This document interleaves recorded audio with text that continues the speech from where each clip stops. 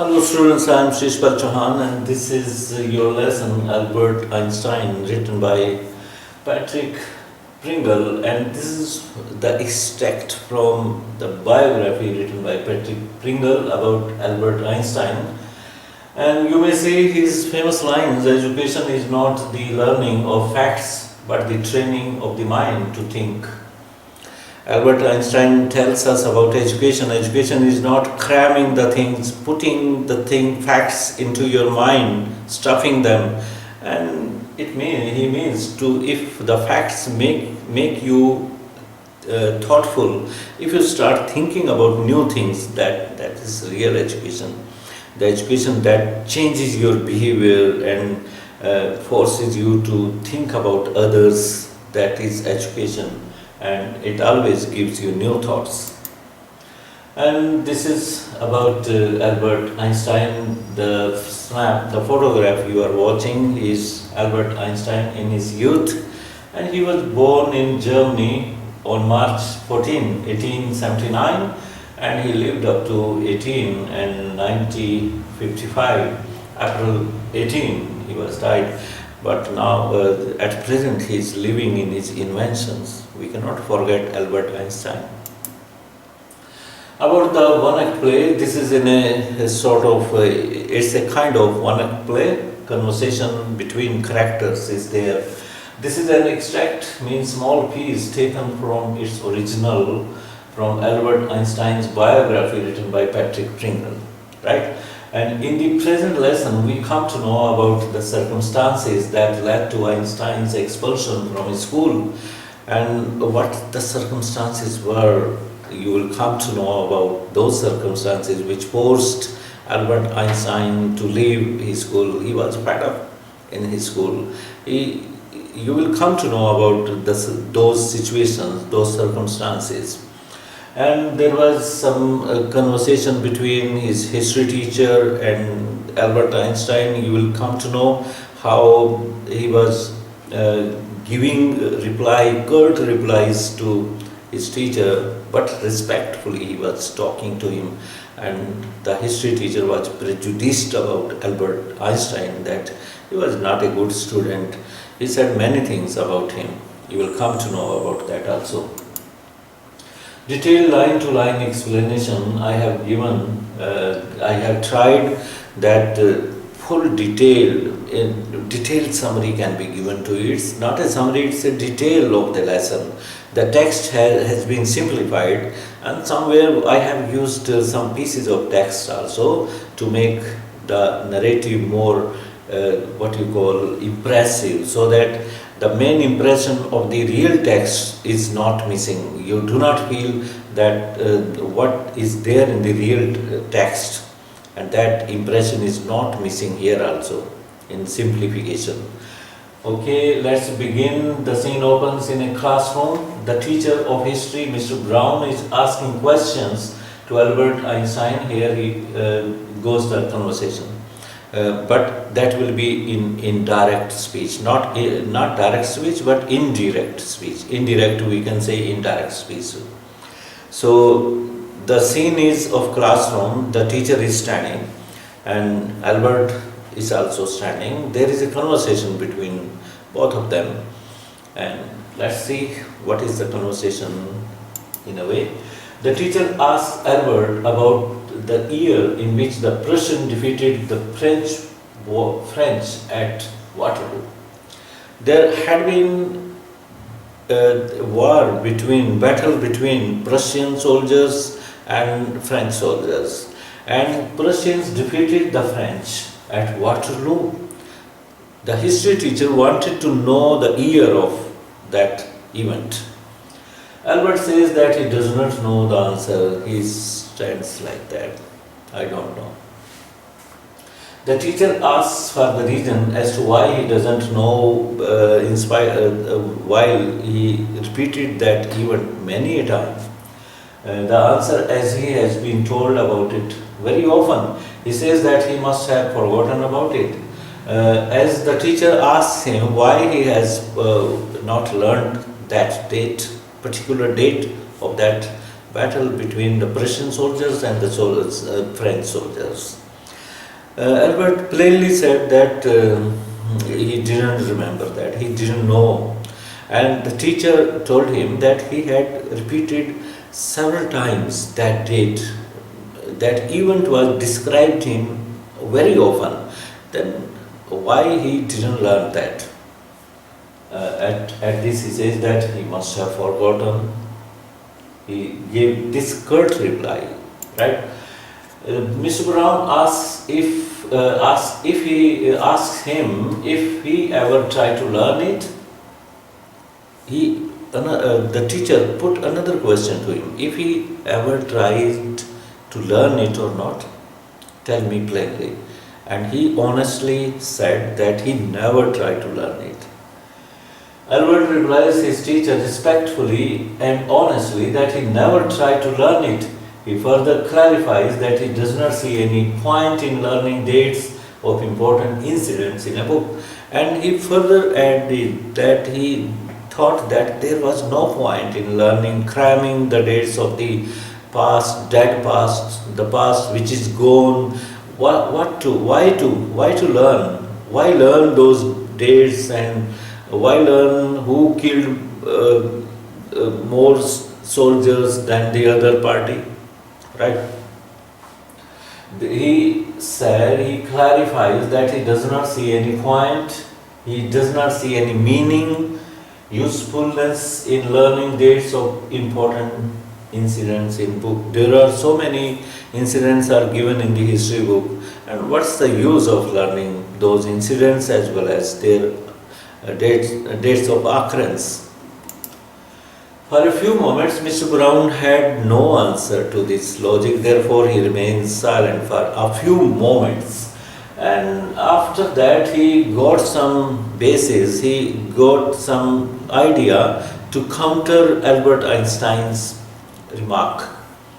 Then Mr. Brown tells Einstein that he amazes him by replying him in logics. One thing is, you always amaze me in giving such logics which he does not understand. After that, he puts another question to him: if he does not realize that one can always look up most of the things in books of every subject in books, and that applies to all the facts one learns at school? This was very heavy question put by the teacher. The teacher asks him, okay, we learn many things from the books, but most of the things are given in the books. What the teacher teaches you in school. So in every subject, most of the things are there in the books. The teacher is a facilitator. He just explains the things to students so that they may understand the thing given in the book. So most of the things are there, you can read, you can find out from the books. Then what's the use of coming in school? What's the use of attending the class? The teacher put that heavy question to him now. Albert has to agree with the teacher. He says, yes sir, all the things are given in the books. Maximum things are given in the books, and which are taught in schools. Then the teacher tells him that it means that he didn't see any point in learning facts. He derived another conclusion now, the teacher. Okay, one conclusion he has derived, and Albert agreed to that. Another fact he derived from that conversation, he said, it means you do not give any importance to the things taught at school. He didn't see any point in learning facts, and Albert tells his teacher without any hesitation that he does not think that learning facts is education. Now let me repeat this line. Then the teacher tells him that it means that he didn't see any point in learning facts, all the facts which are there in the books. It means you don't want to learn those facts. He wants to get yes from Albert Einstein so that he may vent out his anger on him. Albert tells his teacher plainly, without any hesitation, he says, without feeling afraid of the teacher, he says that he does not think that learning facts is education. This is not education. And in the beginning, you have seen that quotation, that line, that learning facts is not education. At this, Mr. Brown says with severe sarcasm, now his remarks became very bitter in meaning. Sarcasm is a type of mockery. Mockery means making, when someone makes fun of another person in a very pinching words. That he should be very kind enough to teach the whole class about the theory of education. Then the teacher told him, invited him, oh yes, Mr. Albert Einstein, come here and teach the whole class about your theory of education. If this is not education, we are not imparting education to the students, then you come over here and take my place and teach the students the theory of your theory of education. He made such bitter remarks on him. At such bitter remarks, he felt somewhat embarrassed, uncomfortable. Now, Albert's skin reddens at the teacher's remarks, as he felt somewhat embarrassed. Embarrassed means humiliated and uncomfortable. But he explains it further by saying that he means to say that only ideas matter, not the facts. Then he tried to make the teacher understand what he meant to say. He said, sir, I mean to say that facts are not important. Ideas are more important. If you derive facts, if you derive ideas, new ideas from the situation, that is more important. And that creates education in your mind. Ideas. You should be thoughtful. The teacher should not stuff the mind with thoughts. The teacher should not stuff the minds of the students with thoughts and facts, but he should try to tell them how to create new ideas out of them, how to take the help of creative imagination. Imagination should be creative. If you are imagining about things, okay, this is my plan and this is my dream, there is no use of taking such dreams in your imagination, visualizing these dreams, until you try to create out, until you shape them in practicality, until you try to materialize them. If you materialize your dream, if you translate your dream into reality, then it is a good thing. Otherwise, that will remain only dream. So, thoughtfulness, creativity is more important. But he explains it further by saying that he means to say that only ideas matter, not facts. So he does not see any point in learning the dates of battles and about the armies that killed more soldiers in the fact. He explains this thing. What's the use of learning dates, and what's the use of learning about the armies which killed more soldiers than the enemy soldiers, the enemy side? He adds that he would be more interested in learning about the cause which forced the soldiers to kill each other. He said there was no point in learning the facts of the battles or which army killed more soldiers. He was more interested in learning the root cause of that fight, root cause of that battle that led to so many killings of the soldiers, innocent soldiers. So he explained that thing. In a way, Mr. Brown's dominance in the class is questioned indirectly by Albert Einstein. But the teacher had a problem now. He created atmosphere of awe in the class. He was thought to be, some teachers are thought to be very strict. They do not share any emotion with the students. They come by making their faces very, very stern. They have very stern looks. They create stern looks out of their faces. They do not smile in the class. They do not share any experience with the students. They do not come to their level.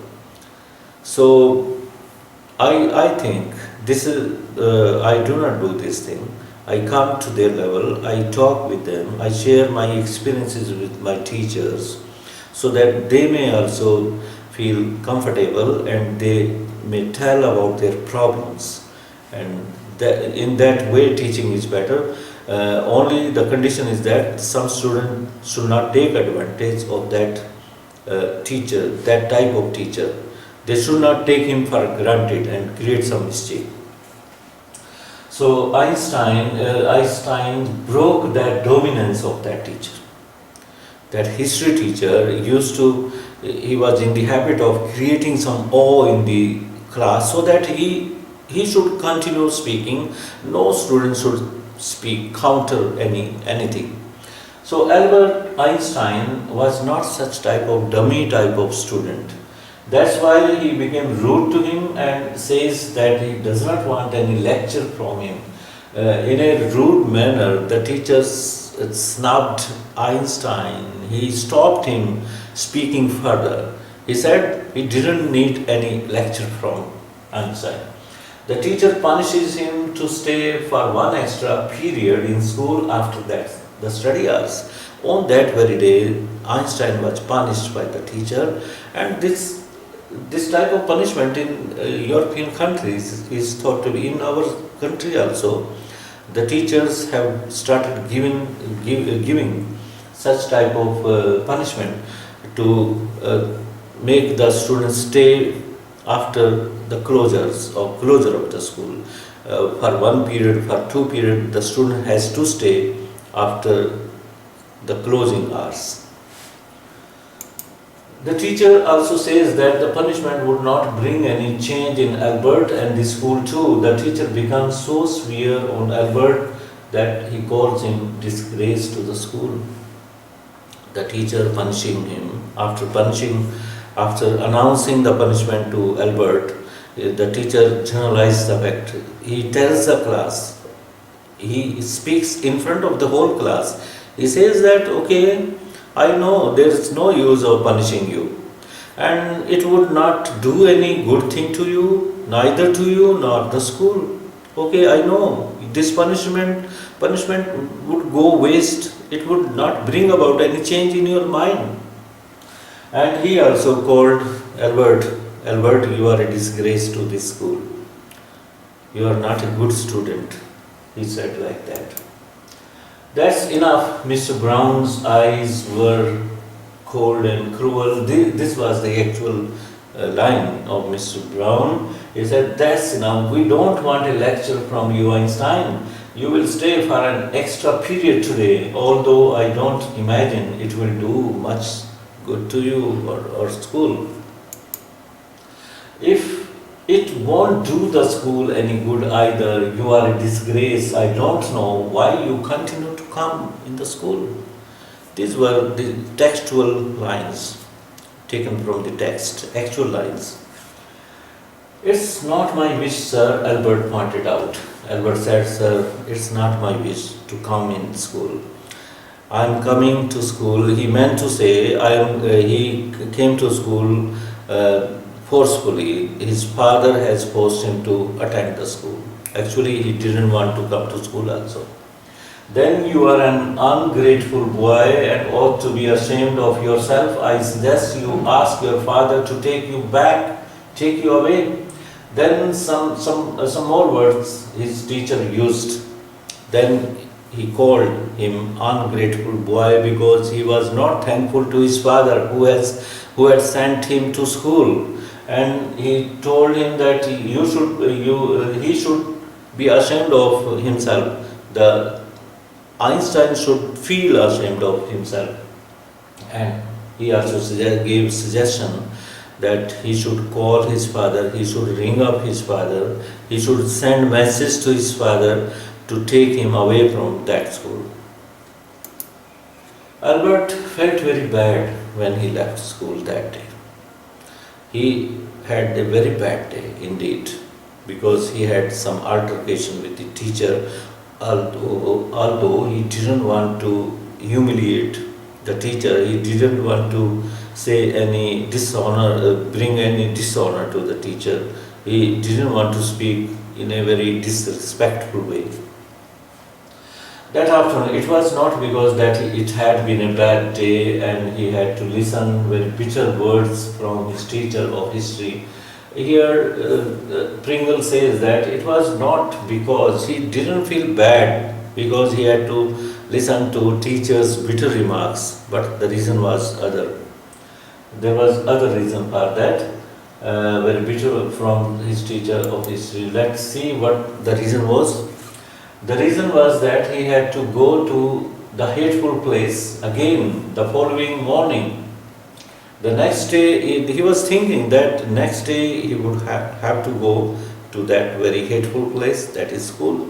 Another day would also come and he would have to go to that school. He would have to attend that school where he was insulted. In the heart of hearts, he wished that his father should take him away from school. He had such a wish now. His father should take him away from school. And the word is away, away from, the word is from, not from. But he also knew that there was no point in asking his father about it. He knew that answer that he would have to stay there until he completed his diploma. He also knew the answer of his father. If he tried to request his father to take him away from school, his father would say, okay, I will take you away from school, but you will have to complete the year and complete your diploma there. That would be the reply. He knew that thing. And if he said that he was humiliated or that he had no basis. Actually, he wanted to say here, Albert wanted to tell us that he had no basis to tell his father, to explain to his father that he didn't want to stay there in the school. The little room which his father had hired on rent for him didn't cheer him up in any way. That thing also was very uncomfortable for him. He was also thinking that he would have to go to a house, to a room where he was fed up of living there. That was not a welcome place for him. His father had hired on rent a very small room for him. That also didn't cheer him up in any way. It was one of the poorest quarters of Munich. The rent was low because it was in such an area which was dominated by poor people, and therefore the rent of the room was very low, very cheap. And his father took that room for him on rent because he didn't have enough money to spend on a very comfortable room. He didn't mind the bad food he had to eat and lack of comfort or even dirt and squalor.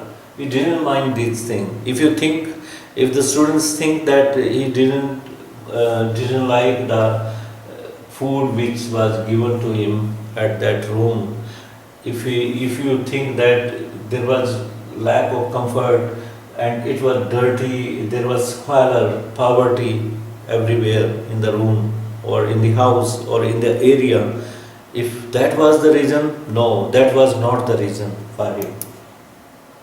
What he hated most was the atmosphere that is found particularly in poor families.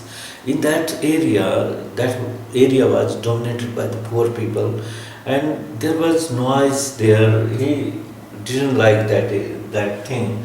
Albert's landlady beat her children mercilessly, regularly. She was habitual of beating her children very harshly. And her husband came drunk and beat her on every Saturday. On every Saturday, he must have got some wages and he spent on some wine, liquor, and he was fully drunk on that. And he used to beat his wife. And when wife is being beaten by husband, see how howling would be there in the house. how much howling. Albert had a friend named Yuri whom he met that evening. Now, the writer Patrick Pringle tells us about Yuri. Yuri was his close friend, Albert's close friend. So he met in the evening, he met Yuri in the evening. He consoled means comforted Albert, saying that at least he had a room of his own. When Albert met Yuri in the evening, he must have told everything about his discomfort, what he was thinking about school as well as the room where he was living. Yuri told him that at least he was living in a house, in a room. Albert told Yuri that he lived among civilized human beings, even if they were all poor students. Yuri counters, Albert told Yuri that he lived among civilized human beings, even though they were poor. He also said, he said that he was not living in civilized people. The house in which Albert was living, according to Albert, they were not civilized. They were habitual of creating fuss, creating quarrel in the house. They used to shout at small things. They are habitual of beating the children. The husband is habitual of beating his wife. So that civilization is not there. But Yuri also says him that Albert tells Yuri that he lived among civilized human beings, even if they were all poor students. Now, what Yuri tells him, Yuri didn't agree on what Albert told him. He explained to Albert that the students with whom he was living were not all civilized. Yuri told him, "Oh, I am not living among civilized students. They are uncivilized people." He gives another example to prove his point also. And they were not all civilized, and asked him if he had not heard that one of them had been killed in a duel the previous week.